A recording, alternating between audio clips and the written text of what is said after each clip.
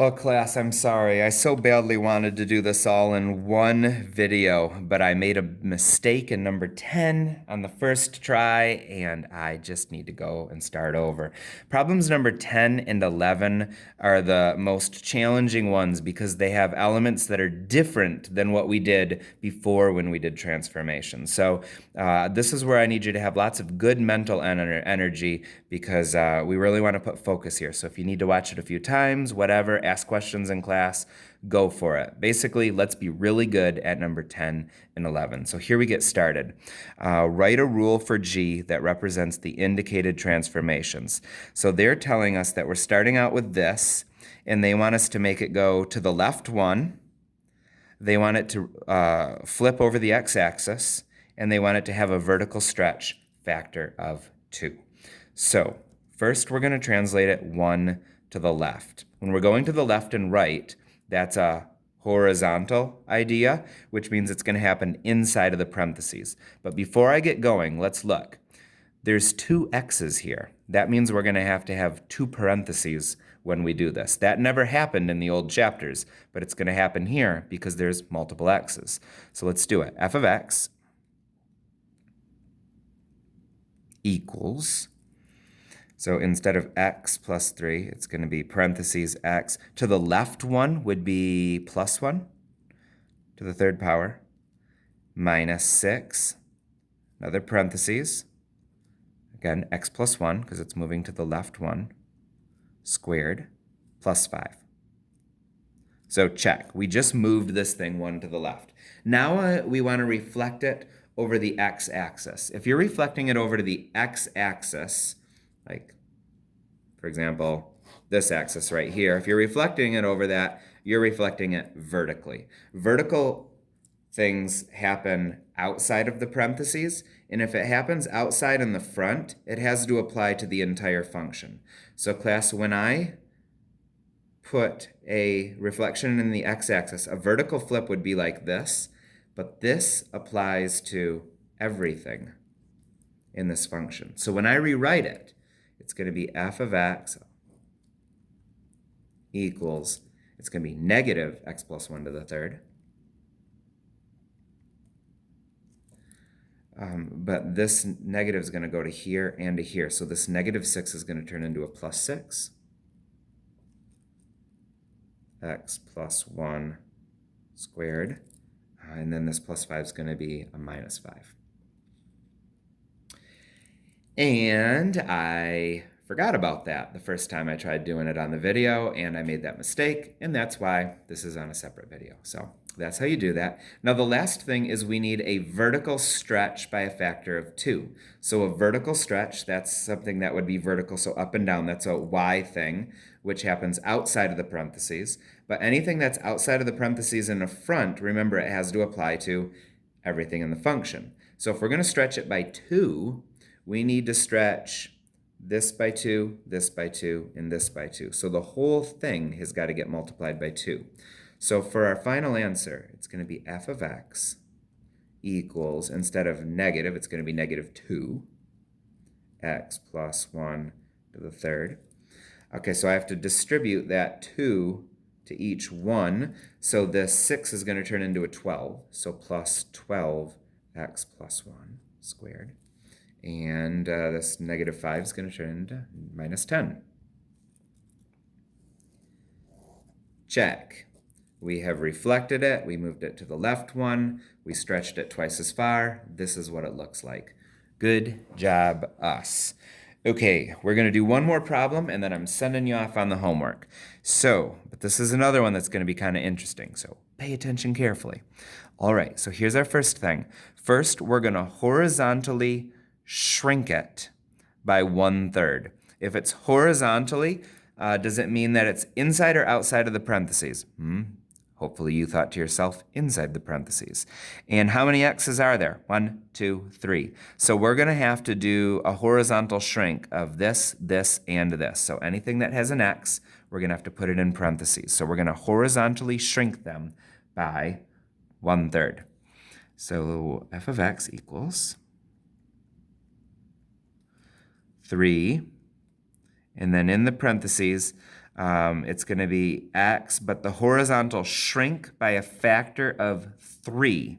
Remember, things that happen inside the parentheses do the opposite of what you'd expect. So if we want it to shrink by a third, we don't put a third right here, we put a 3 right there. It's the opposite. Okay, and then it's going to be to the 4th power plus, instead of x squared, it's going to be parentheses 3x to the 3rd. Now we've got the squared term plus 3x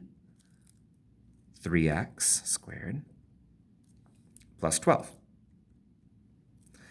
All right, so we just did the horizontal shrink by a factor of 1/3, but I think we can simplify a little bit before we move on. So let's do that. For example, 3 to the 4th power is 3 times 3 times 3 times 3. That's 81.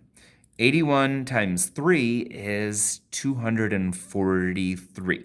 So f of x equals 243x to the 4th power. 3 to the 3rd is 27, so plus 27x to the 3rd, or x cubed. 3 squared is 9.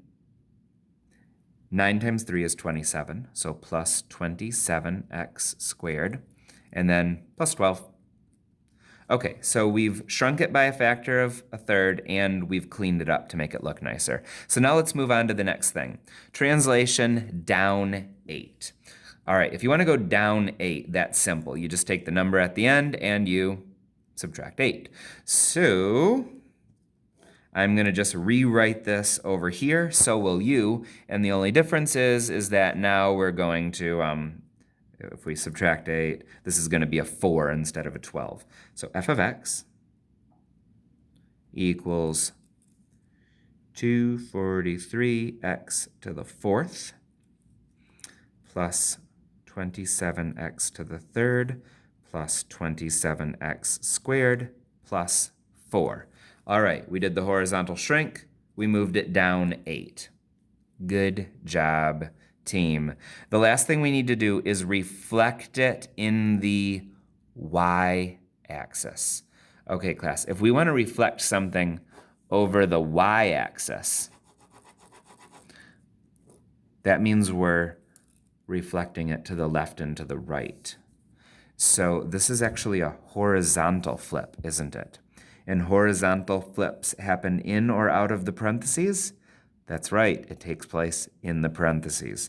So we need to go to all of these things that have an x, and we need to put a negative inside the parentheses. So it's going to be f of x equals 243 negative x to the 4th plus 27 parentheses negative x to the 3rd. I'll let you look at that real quick. Okay, I'm going to keep going with these. Plus 27 negative x squared plus 4. Now there's one more thing here. And if you've been paying attention to the other notes in the video you just watched, you might see something that we can do to clean this up. F of x equals, we can simplify this. A negative, so this is negative x to the 4th. That's a negative times a negative times a negative times a negative. If you multiply negatives 4 times, it turns back into a positive. So do you see how this one just goes away? So in our final answer, this is just going to be 243x to the 4th. And you might be thinking to yourself, why in the world did we just do all this if it was going to look just like this again? Well, let's keep going. This one is a negative times a negative times a negative. If you multiply a negative 3 times, you get a negative. So we can pull a negative out front here. So this 27 is going to turn into negative 27x to the 3rd. See how, so it was important that we did this because it turned that plus into a minus. Now we look at this one, negative times a negative, there's 2 negatives being multiplied here. That's going to be a positive. So in this one, it's going to be like this where it cancels out. So we're going to have plus 27x squared, and then we still just have that plus 4 there. Oh my goodness, we did it. This was complicated. It might not have all sunk in perfectly, but the important thing is it kind of helps you get a good idea for how we do these things. And it'll give you a good start to learning as we go into your homework. So please stop this video now and go do your homework. And good luck.